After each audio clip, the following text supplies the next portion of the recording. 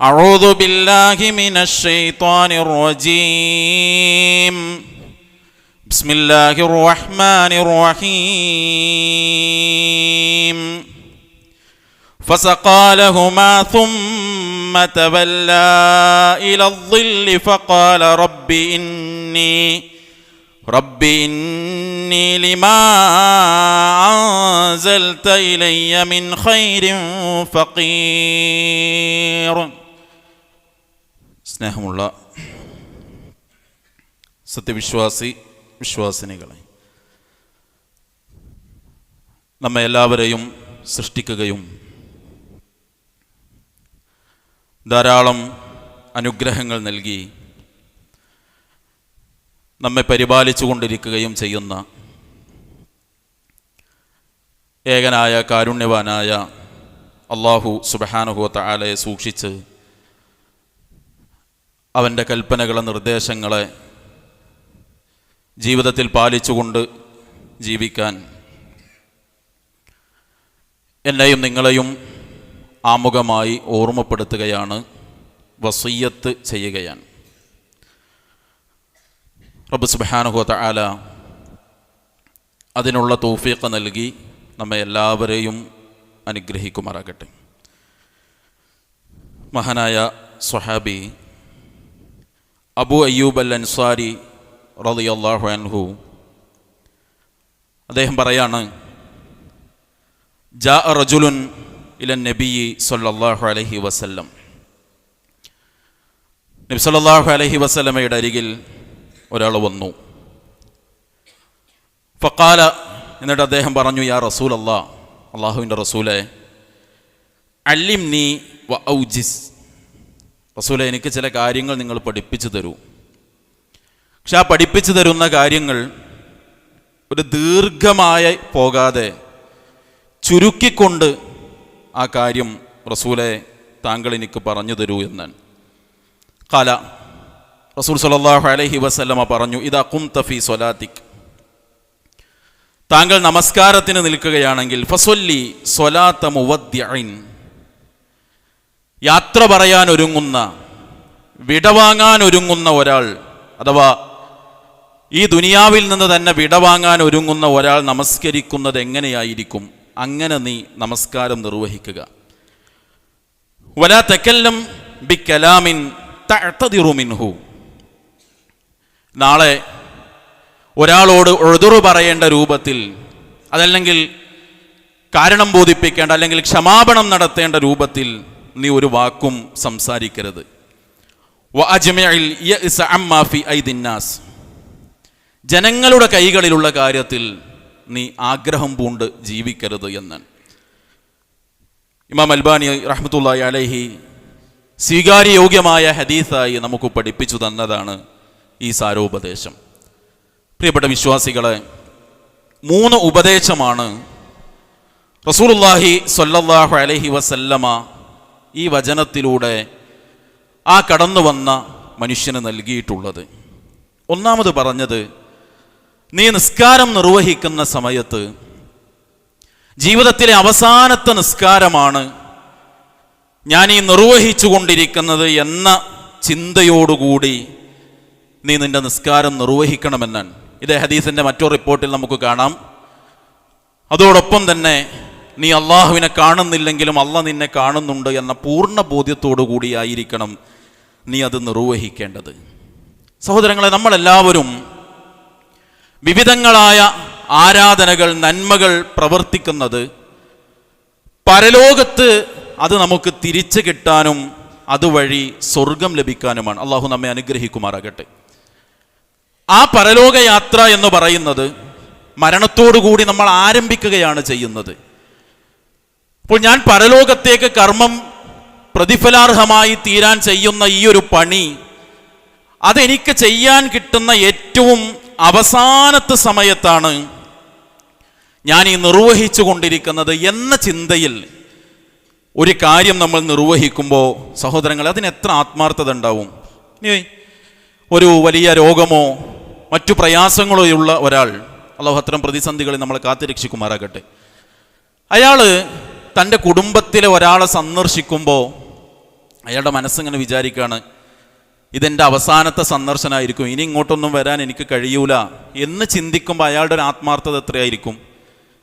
സഹോദരങ്ങളെ, അതിനേക്കാളും വലിയ ആത്മാർത്ഥത നമസ്കാരത്തിൻ്റെ, ആരാധനകളുടെ, പരലോകത്തേക്ക് വേണ്ടി ചെയ്യുന്ന കർമ്മങ്ങളുടെ കാര്യത്തിൽ ഉണ്ടാകണമെന്നാണ്. പക്ഷെ പലപ്പോഴും ആരാധനാ കാര്യങ്ങളിൽ ആളുകൾക്ക് വലിയ അശ്രദ്ധയാണ് ഉണ്ടാകുന്നത്. അപ്പം ശരിക്കും നമ്മളൊന്ന് ചിന്തിച്ച് നോക്കി, വളരെ ചെറിയൊരു അശ്രദ്ധ കൊണ്ട് നമ്മൾ എത്ര വലിയ അധ്വാനത്തെയാണ് നഷ്ടപ്പെടുത്തുന്നത്. നമ്മളിപ്പോൾ ഒരു ജമാഅത്ത് നിർവഹിക്കാൻ, ഉദാഹരണത്തിന് ഇപ്പോൾ ളുഹറിൻ്റെ ജമാഅത്ത് നിർവഹിക്കാൻ നമ്മൾ പള്ളിയിലേക്ക് എത്തണമെങ്കിൽ സഹോദരങ്ങളെ എന്തെല്ലാം കാര്യങ്ങൾ നമ്മൾ ചെയ്യും? ഒന്നുകിൽ വീട്ടിൽ നിന്ന് വുളുവെടുത്ത് വാഹനം കയറി അല്ലെങ്കിൽ നടന്ന് ഇവിടെ വരും. പലപ്പോഴും ളുഹർ ജമാഅത്തിനും അസർ ജമാഅത്തിനും ഒക്കെ നമ്മളുടെ ജോലി സ്ഥലങ്ങളിൽ നിന്ന്, കച്ചവട സ്ഥാപനങ്ങളിൽ നിന്ന്, ഓഫീസുകളിൽ നിന്ന് ഇറങ്ങിയാണ് വരുന്നത്. അവിടെ വേണ്ട ക്രമീകരണമൊക്കെ വരുത്തി നമ്മൾ മഴയാണെങ്കിൽ അതിനുള്ള സംവിധാനങ്ങളൊക്കെ കണ്ട് പള്ളിയിൽ വന്ന് വുളുവെടുത്ത് ഒന്നാമത്തെ സൊഫിലെത്താൻ ശ്രമിച്ച് നിസ്കാരം തുടങ്ങുമ്പോൾ ഈ ചെയ്ത പണികളുടെ അത്രയൊന്നും ഭാരമില്ലാത്ത കാര്യമാണ് മറ്റൊരാളുടെ കാലിൻ്റെ അടുത്തേക്ക് എൻ്റെ കാല് ചേർത്ത് വെച്ച് സൊഫ് മര്യാദക്ക് നിൽക്കുക എന്നുള്ളത്. അതിൽ ശ്രദ്ധക്കുറവുണ്ടാകും. അവിടെ നോക്കൂ, നിങ്ങൾ സമയത്ത് ഇറങ്ങി വണ്ടിയെടുത്ത് വന്ന് അല്ലെങ്കിൽ നടന്നു വന്ന് പള്ളി കയറി നിസ്കരിക്കാൻ നിൽക്കുമ്പോൾ അത്രയൊന്നും അധ്വാനമില്ലാത്ത കാര്യമാണ് കാലൊന്നും അങ്ങോട്ട് ചേർത്ത് വെക്കൽ. അതിനു മാത്രം പരിശ്രമിക്കാതിരിക്കുക, ഒരു അശ്രദ്ധ, എന്നിട്ട് നിസ്കാരത്തിൻ്റെ പൂർണ്ണതയെ ബാധിക്കുക. അതുപോലെ തന്നെ നിസ്കാരത്തിന് വന്നു നിൽക്കുമ്പോൾ വലിയൊരു കർമ്മമാണ് ചെയ്യുന്നത്. നോട്ടം എവിടേക്കാകണമെന്ന് റസൂലുള്ളാഹി സ്വല്ലല്ലാഹു അലൈഹി വസല്ലം പ്രത്യേകം പറഞ്ഞു, കണ്ണുകളെ മേപ്പോട്ടുയർത്തരുത്. പലയിടത്തേക്കും ശ്രദ്ധ പോയി, കണ്ണുപോയി നിസ്കരിക്കുന്ന ആളുകൾ, അതല്ലെങ്കിൽ വളരെ വേഗത്തിൽ നിസ്കാരം തീർക്കുന്നവർ, അതുമല്ലെങ്കിൽ നമ്മൾ നിസ്കരിക്കുമ്പോൾ ഒരു ഇമാമിൻ്റെ പിന്നിൽ എന്തായാലും അയാൾ സലാം വീട്ടിയിട്ടേ നമുക്ക് ആ നിസ്കാരം പിരിഞ്ഞ് പോകാൻ കഴിയുള്ളൂ. എന്നാലും ഓരോ കാര്യങ്ങളിലും ഇമാമിനെ മുൻകടന്ന് ഇമാം ഒരു ആയത്ത് ഓതി പൂർത്തിയാക്കുമ്പോഴേക്ക് കൈകളൊക്കെ താഴ്ത്തിയിട്ട് ഒരു ധൃതി കാണിക്കൽ. സഹോദരങ്ങളെ, ഇതൊക്കെയും നമ്മുടെ നിസ്കാരത്തെ ബാധിക്കാൻ. അതുപോലെ തന്നെ നോക്കൂ, നിങ്ങളിപ്പോൾ വെള്ളിയാഴ്ച ദിവസം അല്ലെങ്കിൽ വ്യാഴാഴ്ച തന്നെ നമ്മൾ പറയും നാളെ വെള്ളിയാണ്, ഇപ്പം എന്തെങ്കിലും ഒരു ഫംഗ്ഷനോ ഒരു യാത്രയോ കാര്യങ്ങളൊക്കെ വരുമ്പോൾ നമ്മൾ പറയും നാളെ പറ്റൂല, നാളെ ജുമുഅ ഉള്ള ദിവസമാണ്. അപ്പോൾ നമ്മൾ നേരത്തെ അതിന് ഒരുങ്ങി വരണം, എന്നിട്ട് ഇവിടെ ഏതാനും സമയം ചെലവഴിക്കണം എന്നൊക്കെ നമുക്കറിയാം. അങ്ങനെയൊക്കെ തീരുമാനിച്ച നമ്മൾ ഒരു 2 മിനിറ്റ് നേരത്തെ ഇറങ്ങിയാൽ ബാങ്ക് കൊടുക്കുന്നതിൻ്റെ മുമ്പ് പള്ളിയിൽ കയറിയ ആളുകളുടെ കൂട്ടത്തിൽ നമുക്ക് ഉൾപ്പെടാൻ പറ്റും. ആ ഒരു 2 മിനിറ്റിൽ നമ്മൾ അശ്രദ്ധമായിട്ട് ആ വലിയ പ്രതിഫലം നഷ്ടപ്പെടുത്തും. സഹോദരങ്ങൾ, അതൊക്കെ ഇല്ലാതിരിക്കണമെങ്കിൽ ഞാൻ ജീവിതത്തിൽ നിർവഹിക്കുന്ന അവസാനത്തേതാണ് ഇത് എന്ന ബോധം ഉണ്ടാകണം. ഈ അശ്രദ്ധയും ഒരു വില വെക്കാത്ത പ്രവർത്തനങ്ങളും ഒക്കെ ആരുടെ ഭാഗത്തുനിന്ന് ഉണ്ടാകുക? അല്ലാഹു സുബ്ഹാനഹു വ തആല പറഞ്ഞു, ഇന്നൽ മുനാഫിഖീന യുഖാദിഊന അല്ലാഹ വഹുവ ഖാദിഉഹും വഇദാ ഖാമൂ ഇലസ്സലാത്തി ഖാമൂ കുസാലാ. കപടവിശ്വാസികൾ വിചാരിക്കുന്നത് അവർ അല്ലാഹനെയാണ് പറ്റിക്കുന്നത്, വഞ്ചിക്കുന്നത് എന്നാണ്. പക്ഷെ യഥാർത്ഥത്തിൽ അവരെ തന്നെയാണ് വഞ്ചിക്കുന്നത്. വഇദാ ഖാമൂ ഇലസ്സലാത്തി ഖാമൂ കുസാലാ. നിസ്കാരത്തിന് അവർ നിന്നാൽ വളരെ അലസമായിട്ട് നിൽക്കും. യുറാഊനന്നാസ് വലാ യദ്കുറൂനല്ലാഹ ഇല്ലാ ഖലീലാ.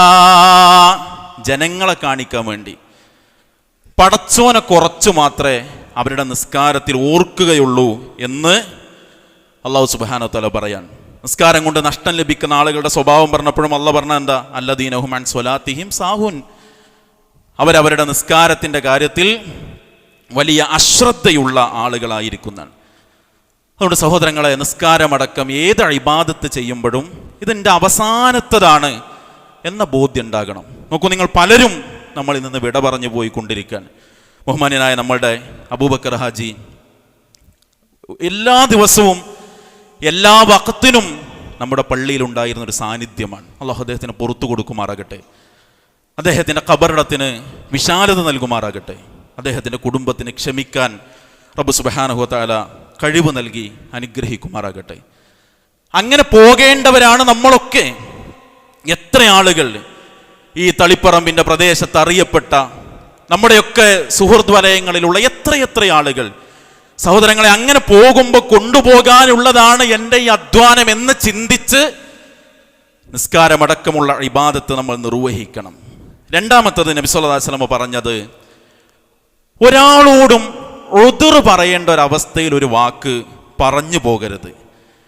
ഇഹലോകത്തുനിന്നും പരലോകത്തുനിന്നും ക്ഷമ ചോദിക്കേണ്ട അല്ലെങ്കിൽ കാരണം ബോധിപ്പിക്കേണ്ട ഒരു വാക്ക് ഒരിക്കലും നമ്മളെടുത്ത് വന്നു പോകരുത്.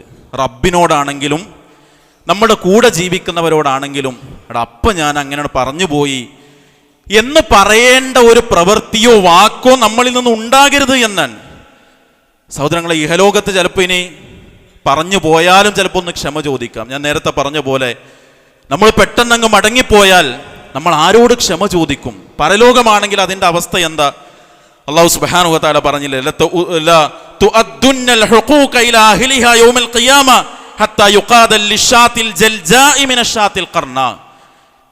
എല്ലാ ഇടപാടുകളും പറഞ്ഞ വാക്കും പ്രവൃത്തിയും ഒക്കെ അങ്ങോട്ടും ഇങ്ങോട്ടും തീർക്കും പരലോകത്ത് എന്നാണ്. ഏതുവരെ? കൊമ്പുള്ള ആട് കൊമ്പില്ലാത്ത ആടിനെ വേദനിപ്പിച്ചതിൻ്റെ കണക്ക് വരെ തീർക്കുന്നതാണ് പരലോകം. അവിടെ എന്ത് ഉദ്ർ പറയും? അപ്പോൾ ഓരോ വാക്കിലും പ്രവൃത്തിയിലും മറ്റൊരാളോട് ക്ഷമ ചോദിക്കേണ്ട, ഉദ്ർ പറയേണ്ടൊന്ന് വരാതിരിക്കാൻ തന്നെ നീ ശ്രദ്ധിക്കണം. അതെപ്പോഴാണ് വരിക? കോപമുണ്ടാകുമ്പോഴാണ്, എടുത്തുചാട്ടുണ്ടാകുമ്പോഴാണ്. അതുകൊണ്ട് റസൂലുള്ളാഹി സ്വല്ലല്ലാഹു അലൈഹി വസല്ലം നൽകിയ ഉപദേശം എന്താണ്? അബൂ ഹുറൈറ റളിയല്ലാഹു അൻഹു പറയാണ്, അന്ന റജുലൻ ഖാല ലിന്നബി സ്വല്ലല്ലാഹു അലൈഹി വസല്ലം ഔസിനി. നബി സ്വല്ലല്ലാഹു അലൈഹി വസല്ലമയുടെ അടുത്ത് മറ്റൊരിക്കൽ ഒരാൾ വന്ന് പറഞ്ഞു, റസൂലേ, നിങ്ങൾ എനിക്കൊരു വസിയ്യത്ത് തരൂ.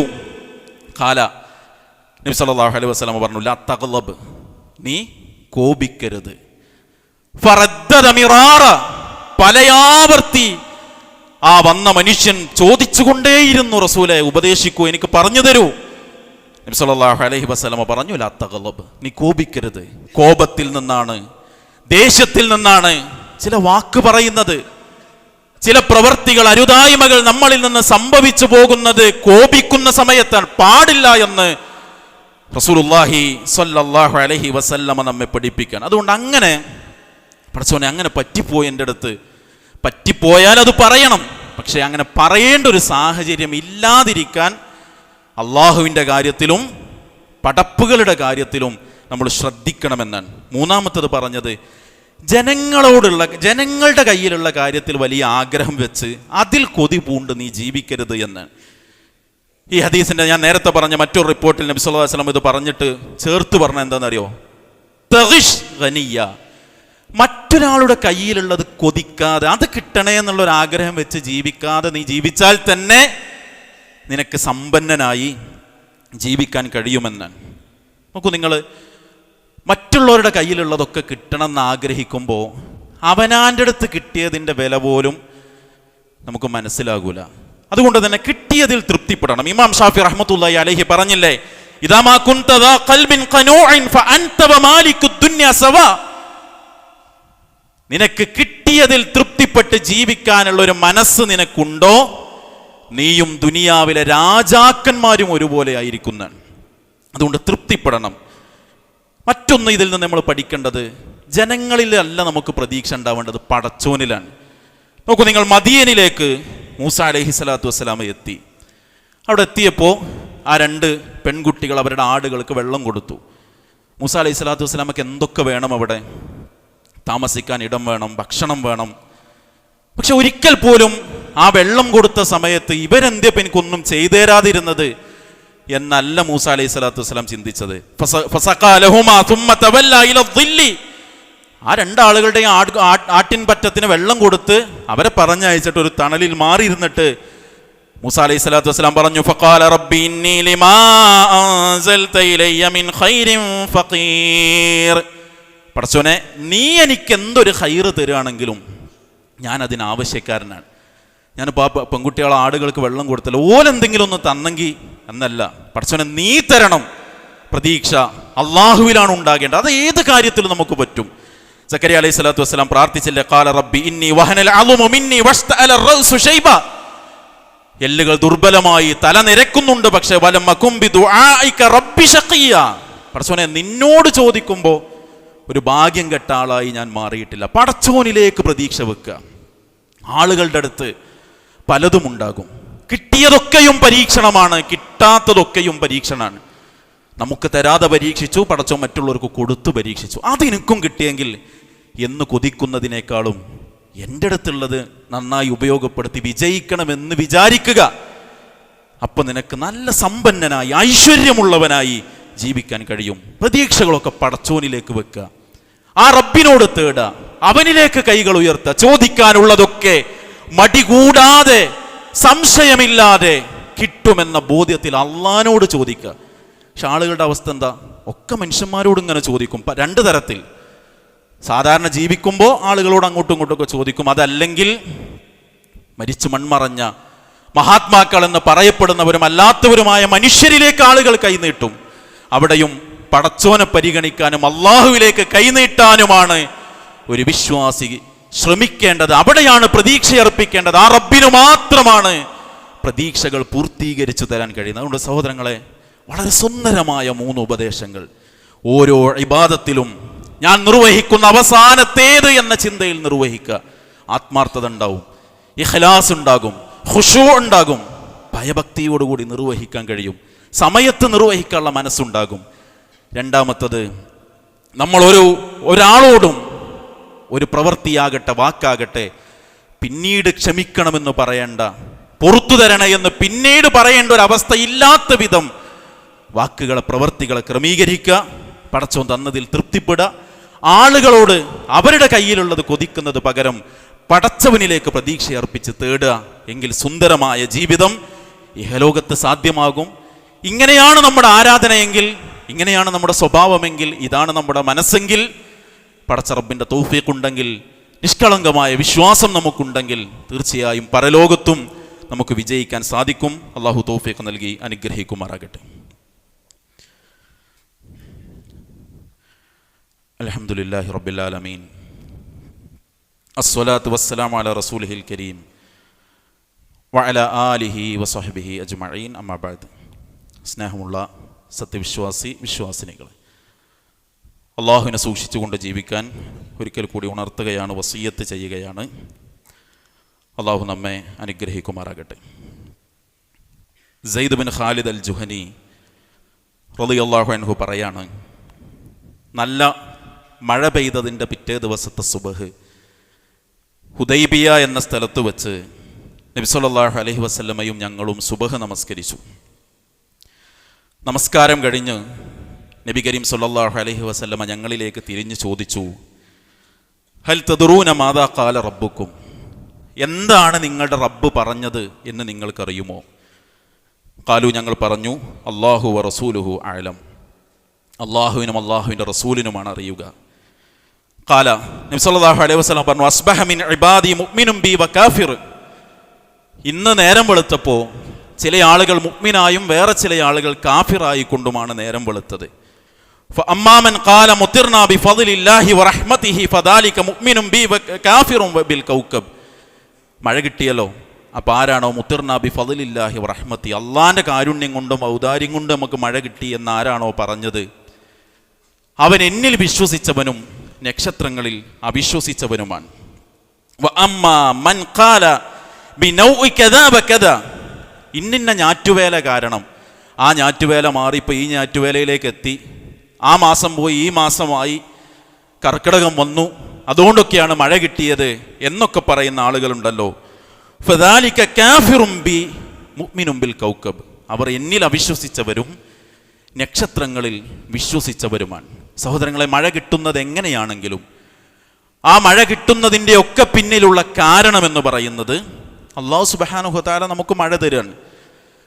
അതിൻ്റെ അപ്പുറത്ത് ആ മാസമായതുകൊണ്ട് ഈ ഞാറ്റുവേല എത്തിയത് കൊണ്ട് മഴ കിട്ടിയെന്ന് പറയൽ നമ്മുടെ വിശ്വാസത്തെ പോലും ബാധിക്കുന്ന കാര്യമാണ് എന്ന് റസൂലുള്ളാഹി സ്വല്ലല്ലാഹു അലൈഹി വസല്ലം പഠിപ്പിക്കുക. അത് ഈ മഴയുടെ കാര്യത്തിൽ മാത്രമല്ല, ആ ഡോക്ടറെ കണ്ടതുകൊണ്ട്, ഈ വണ്ടി കിട്ടിയതുകൊണ്ട്, ആ കാശ് സമയത്ത് കയ്യിൽ വന്നതുകൊണ്ട് എൻ്റെ കാര്യം നടന്നു എന്നൊക്കെ നമ്മൾ പറയും. അവിടെയൊക്കെ നമ്മൾ പറയേണ്ടത് അള്ളാഹുവിൻ്റെ തൗഫീഖ് കൊണ്ട്, അള്ളാഹുവിൻ്റെ അനുഗ്രഹം കൊണ്ട് അൽഹംദുലില്ലാ അത് കിട്ടിയപ്പോൾ എൻ്റെ കാര്യം നടന്നു എന്ന് പറയുന്ന ശീലമാണ് നമുക്കുണ്ടാകേണ്ടത്. രണ്ടാമത്തത്, മഴ കിട്ടും, വെയിലാകും, നമുക്ക് മഴയും വെയിലും ഒക്കെ ആവശ്യമാണ്. അതുകൊണ്ട് കാലാവസ്ഥയിൽ വരുന്ന മാറ്റത്തിൽ ഒരിക്കലും കാലത്തെ കുറ്റപ്പെടുത്തി സംസാരിക്കുന്ന അവസ്ഥ ഇല്ലാതിരിക്കാൻ കൂടി നമ്മൾ ശ്രദ്ധിക്കണം. അള്ളാഹു നമ്മെ അനുഗ്രഹിക്കുമാറാകട്ടെ.